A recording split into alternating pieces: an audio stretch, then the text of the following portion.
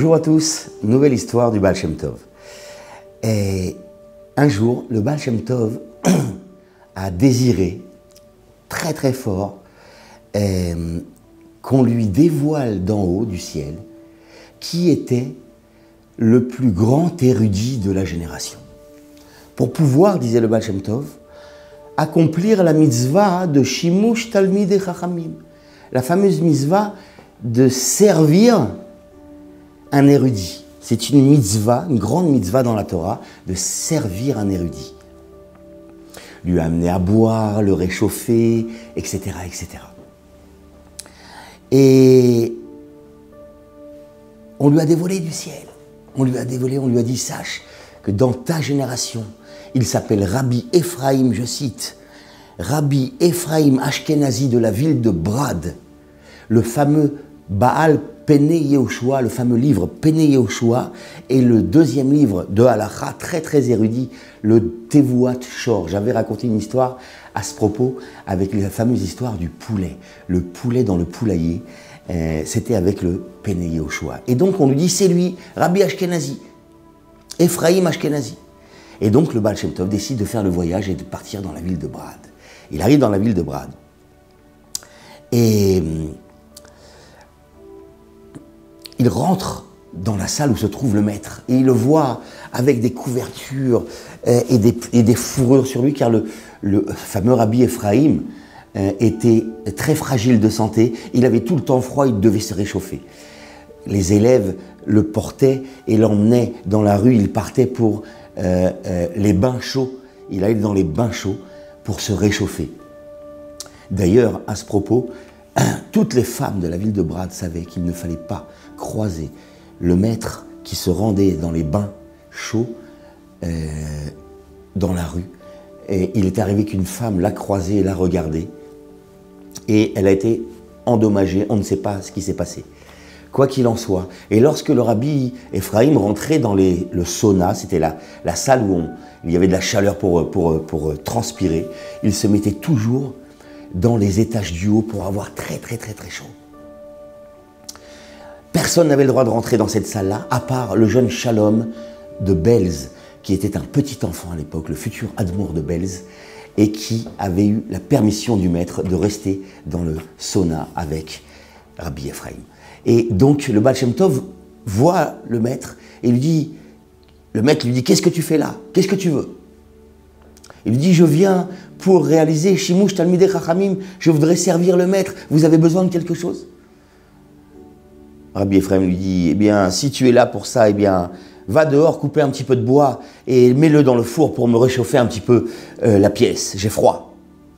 Et le Baal Shem Tov s'exécute, il part couper du bois avec la hache et il rentre ça dans le four et ça chauffe, il veut bien réchauffer la pièce. Effectivement, la chaleur monte dans la pièce à tel point que le Pnei Yehoshua enlève ses couvertures et même le vêtement qu'il n'enlève jamais, il l'enlève aussi. Il faisait très chaud dans la pièce. Et à ce moment-là, la femme de Rabbi Ephraim entre dans la pièce, elle sent la chaleur et elle se met à crier sur Rabbi Ephraim. Elle commence à s'énerver, à se fâcher. Et là, le Baal Shem Tov est très mal. Il a de la peine et à vouloir faire une mitzvah et procurer un peu de bien-être au plus grand érudit de la génération. Il a fait en sorte que sa femme lui crie dessus et qu'il ne soit pas bien. Et là, Rabbi Ephraim voit le Baal Shem Tov dans cet état-là et lui dit, n'aie pas de douleur, ne sois pas triste pour moi. Parfois, avoir une mauvaise femme, ce n'est pas une si mauvaise chose. Et là, je vais te raconter, dit Rabbi Ephraim, une histoire. Un jour, dit Rabbi Ephraim au Baal Shem Tov, j'étais dans le ciel. Et là-bas, il y avait un tribunal céleste et on avait amené un homme vivant, un homme d'en bas, un homme de ce monde-là. On l'amène à un tribunal céleste pour lui dire, voilà, regarde ce que tu devais faire, ce que tu n'as pas fait, la vérote que tu as fait, la mitzvah, telle mitzvah, tu devais la faire, tu ne l'as pas faite, celle-là non plus, etc., etc. Et à chaque requête du tribunal, l'homme répond, ça n'est pas de ma faute, j'avais une femme horrible, j'avais une femme méchante et dure avec moi, c'est à cause d'elle, si elle ne m'a pas laissé faire réaliser les mitzvot et étudier la Torah. Et il y avait un ange qui se trouvait dans le tribunal céleste, qui était dans le coin. Et cet ange-là a commencé à crier sur lui et lui dit « Qu'est-ce que tu cherches comme prétexte? Mais depuis quand avoir une mauvaise femme va empêcher un homme d'étudier la Torah et de faire des mitzvot? Voyons, ça ne tient pas, ça n'existe pas. » Et à toutes les réponses de l'homme, l'ange, avec cette requête, a tout balayé. Il n'avait plus aucune excuse. Et moi, dit Rabbi Ephraim, j'étais dans un coin en train de voir cette scène, là-haut. Et j'ai eu beaucoup de peine pour cet homme-là. Parce que finalement, cet ange ne sait pas à quel point c'est dur d'avoir une mauvaise femme. Il n'a jamais été un homme, il n'a jamais été marié à une femme pour ressentir ce que c'est. Et donc j'ai dit mon avis, et qu'à mon avis, on ne devait pas tenir rigueur de cet homme-là. Eh bien, ils ont été d'accord avec moi dans le tribunal, dit Rabbi Ephraim au Baal Shem Tov. Et ils ont fait un décret dans le tribunal céleste sur cet ange-là.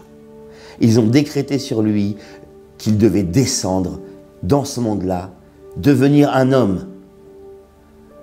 Et quand il aura 13 ans, il se mariera avec une femme méchante. Très méchante. Et elle lui fera la misère, elle lui rendra la vie amère. Et à tel point qu'il en deviendra malade. J'ai connu ce couple. Il est venu me voir. Au bout de 3 ans, ils ont divorcé. Et j'ai regardé le khatan. Et je savais que c'était cet ange qui était devenu un homme. Et je le regarde et je lui dis, alors maintenant, est-ce que tu vas encore accuser les Juifs à cause d'une mauvaise femme? Après 2 ans, cet homme-là est mort. Il est retourné dans son domaine.